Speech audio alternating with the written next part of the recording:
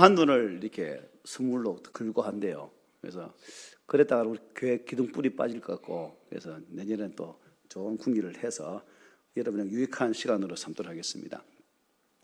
오늘 본문은 이제 창세기 24장 62절 67절 이삭이 묵상한다는 그 말씀에서 힌트를 얻어서 조율이라는 단어를 한번 생각해 봤습니다. 피아노도 있고 키보드도 있고 드럼도 있고, 우리가 악기를 화음을 맞추기 위해서는 음을 잘 조율해야 전체 해변할 때에 틀림이 없이 좋은 아름다운 하모니를 이룰 수가 있죠. 그런데 피아노나 기타나 다른 여러 가지 협주를 할 때 어느 한 악기가 어때요? 이게 조율이 안 되어 있으면 불협화음을 내죠.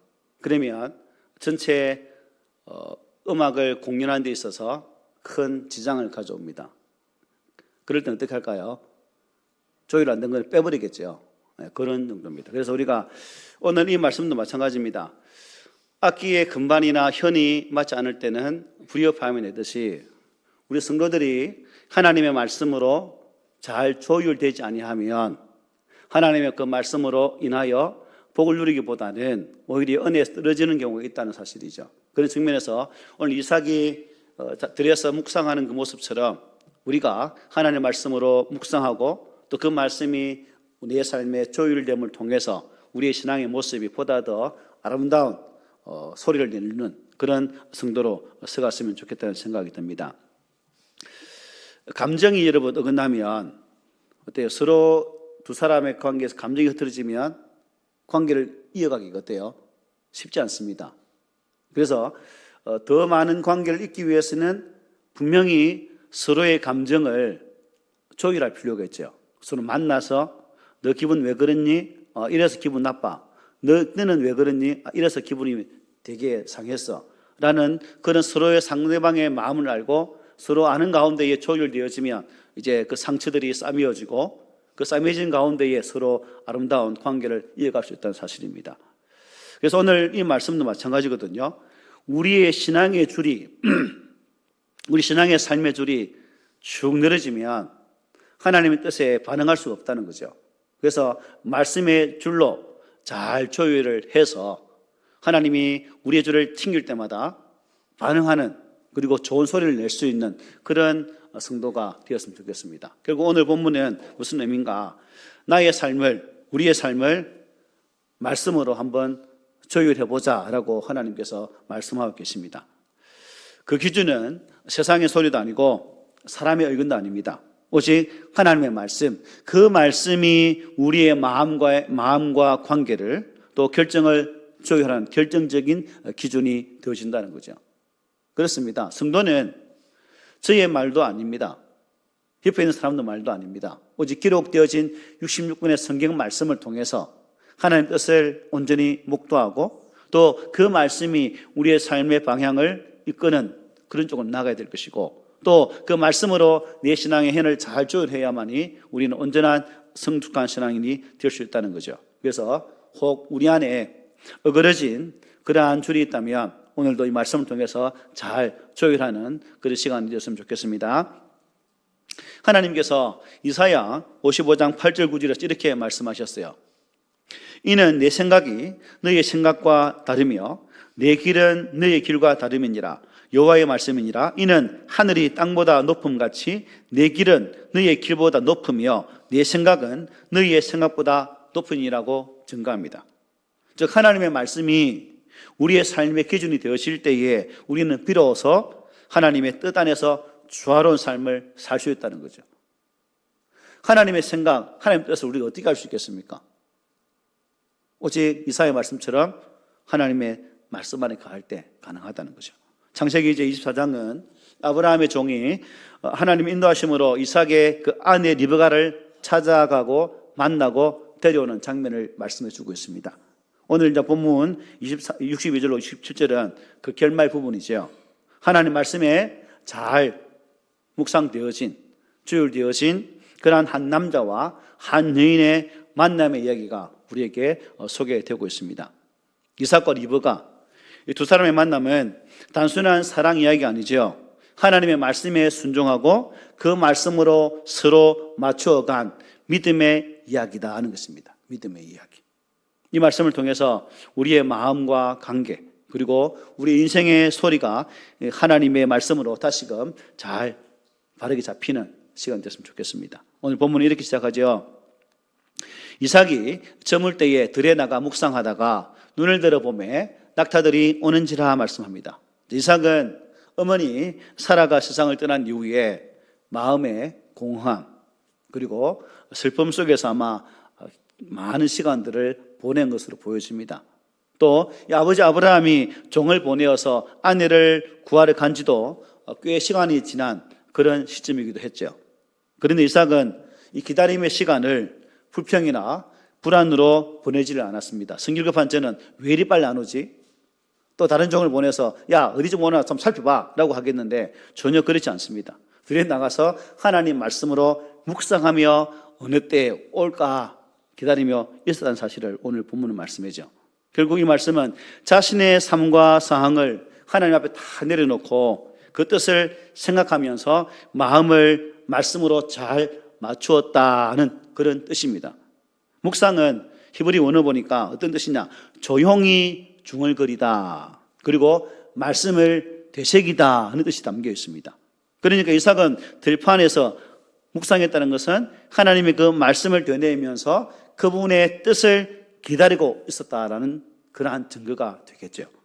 여러분, 우리가 인생의 갈림길에 섰을 때 그리고 조급함과 불안이 저와 여러분들의 그러한 삶을 흔들 때 그때 필요한 것은 즉흥적인 성질급한 행동이 아니라 말씀으로 자신을 조율하는 그러한 묵상의 시간이 필요함을 믿으시기를 바랍니다. 내 감정이 폭발하기 일보 직전 잘 안 되지만 저도 안 되지만 오늘부터 그 폭발하기 직전에 하나님의 말씀으로 나를 잠시 컴다운하고 조율하여서 우리의 믿음의 모습을 새롭게 조정할 수 있는 그런 은혜가 있으면 좋겠습니다. 시인은 이렇게 고백했습니다. 오직 여호와 율법을 즐거워하며 그의 율법을 주야로 묵상하는도다 말씀했죠. 묵상은 하나님과의 내적인 관계를 회복하는 시간입니다. 묵상은 우리의 내면을 말씀으로 안정시키는 그런 시간입니다. 그리고 그 묵상을 통해서 하나님의 온전한 뜻을 깨닫게 되는 것이죠. 묵상은 단순한 생각이 아니라 하나님의 뜻을 삶의 중심에 두는 거룩한 작업이죠.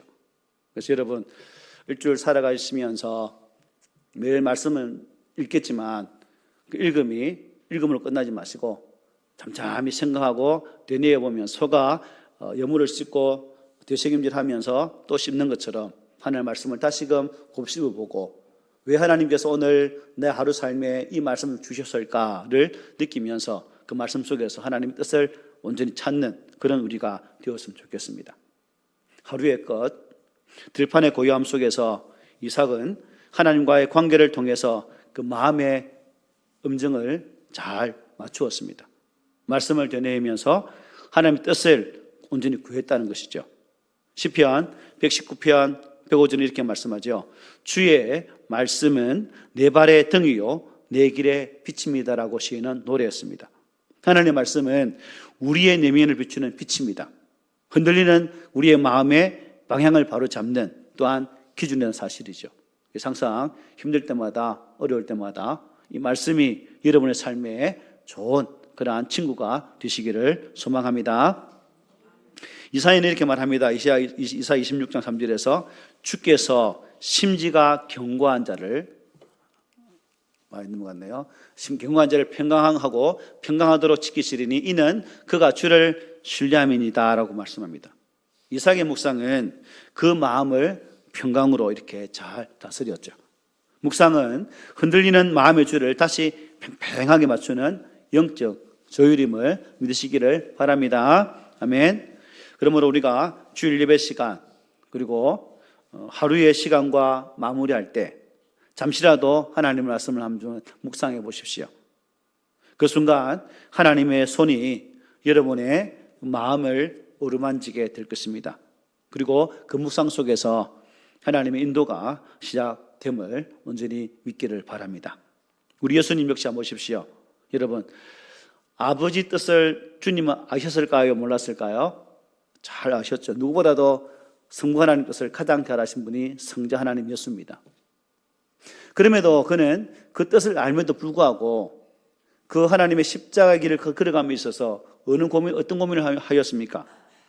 심히 놀라시며 슬퍼하사 말씀하실 때 내 마음이 심히 고민하여 죽게 되었습니다. 하나님, 아버지 하나님, 내가 아버지의 뜻을 따라 순종하지만 이 걸어가는 십자가의 길이 너무나 고문됩니다. 너무 슬픕니다. 너무 어렵습니다. 라고 아파했다는 거죠. 그리고 이렇게 기도하죠. 아빠, 아버지여, 아버지께는 모든 것이 가능하오니 이 잔을 내게서 옮겨주십시오.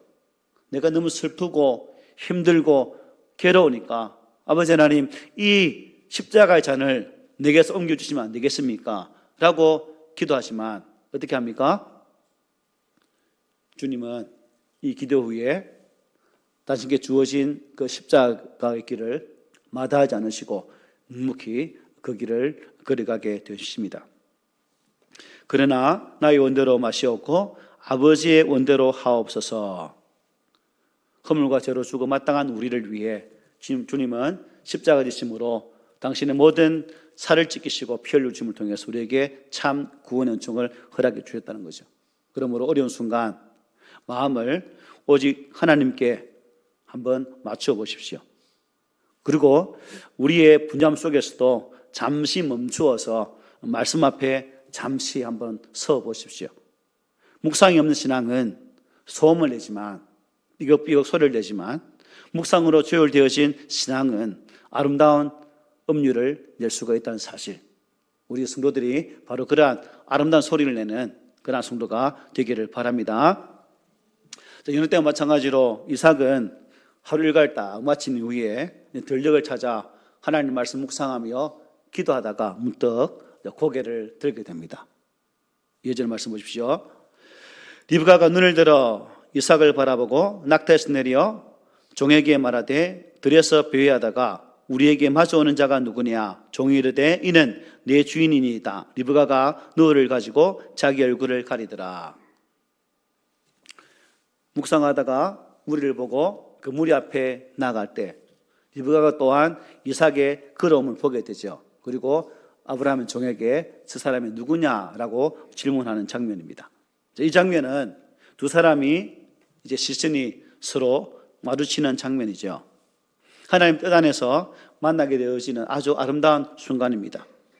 이삭은 묵상 중에 눈을 들었고 리브가는 순종하는 중에 눈을 들어서 두 사람이 시선이 마주치게 되었다는 사실입니다. 결국 이들의 시선은 감정의 야릇한 만남이 아니라 말씀의 성취의 만남이라고 볼 수가 있는 거죠.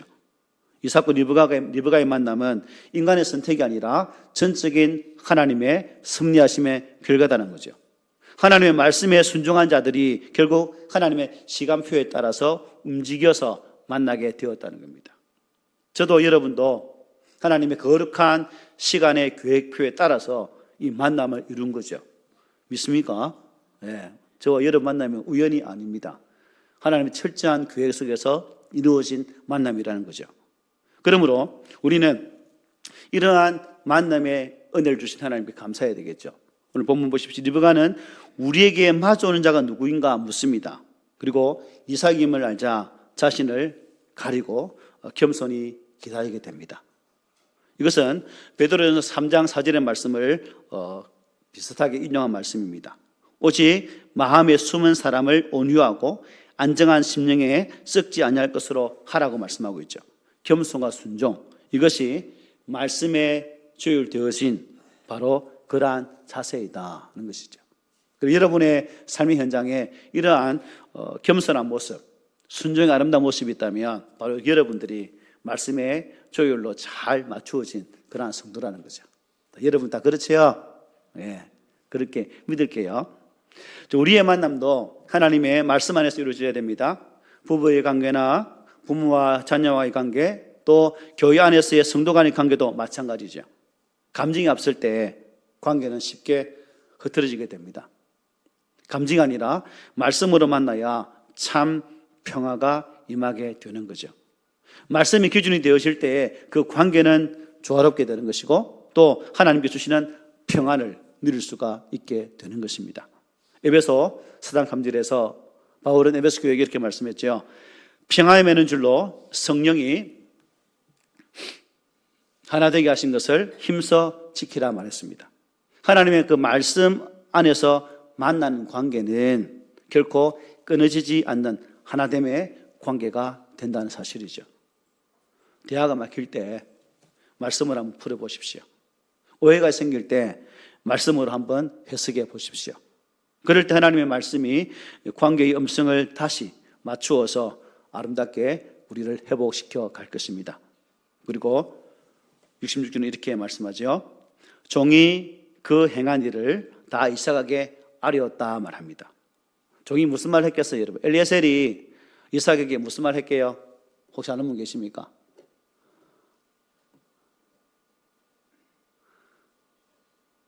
여러분한테 연락 안 갔던가요?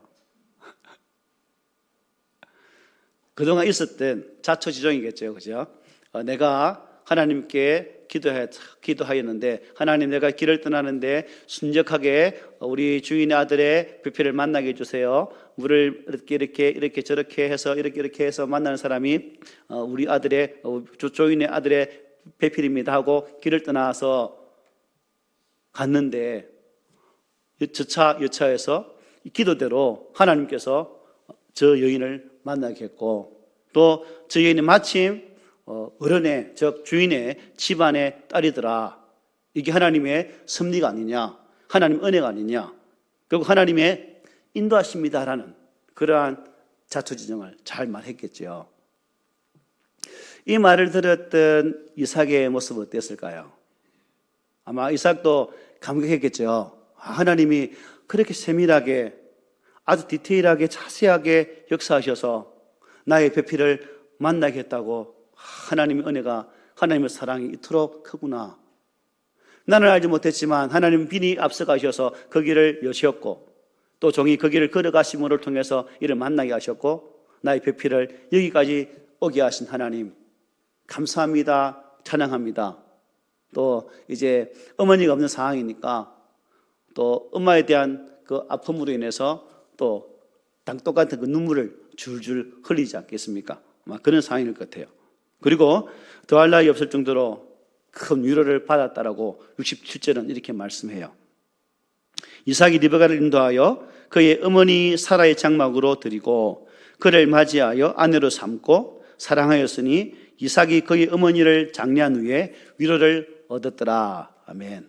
이삭은 어머니의 죽음 이후에 아마 깊은 슬픔 속에 있었던 것으로 보여집니다.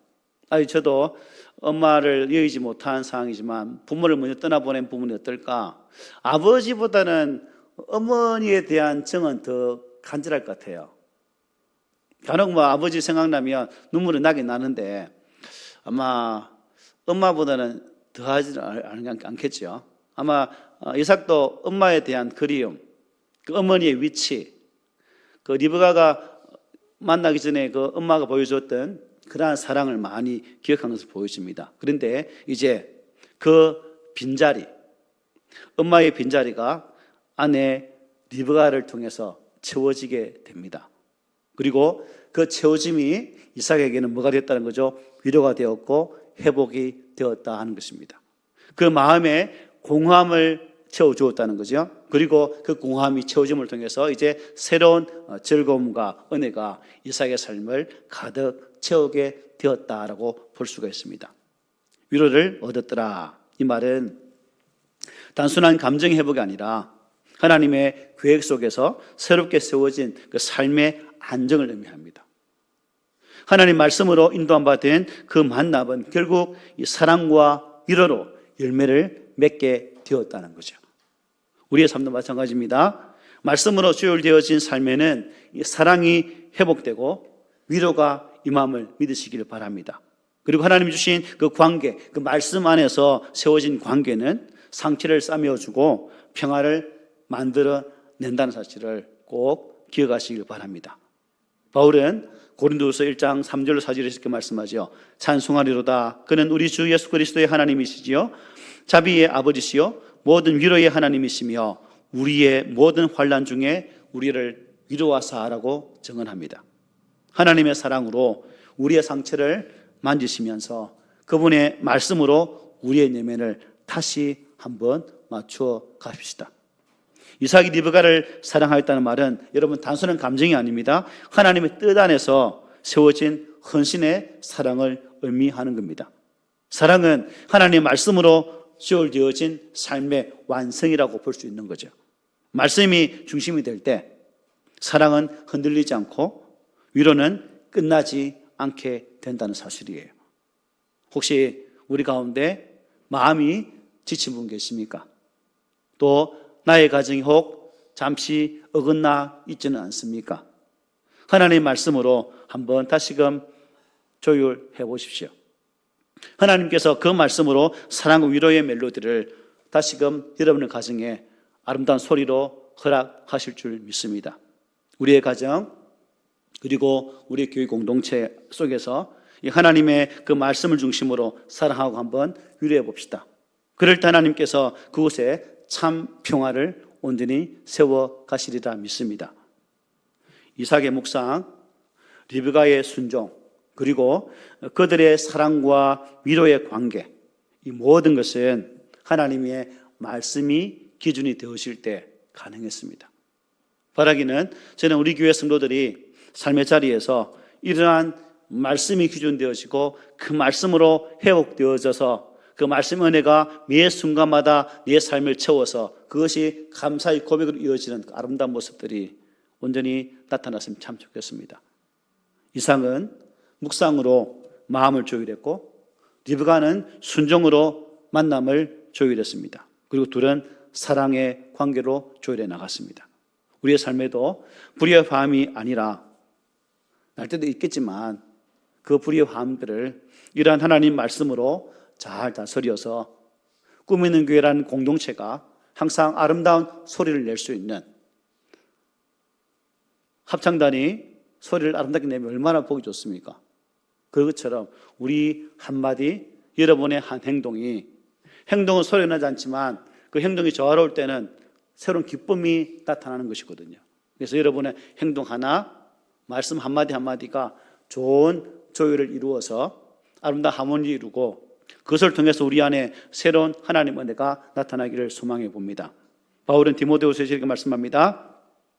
모든 성경은 하나님의 감동으로 된 것으로 교훈과 책망과 바르게 함과 의료 교육하기 유익하니 이는 하나님의 사람으로 온전하게 하며 모든 선한 일을 행할 능력을 갖추게 하리 함이라고 고백합니다. 그렇습니다. 하나님의 말씀은 우리의 인생을 바로 잡아주는 조율의 줄입니다.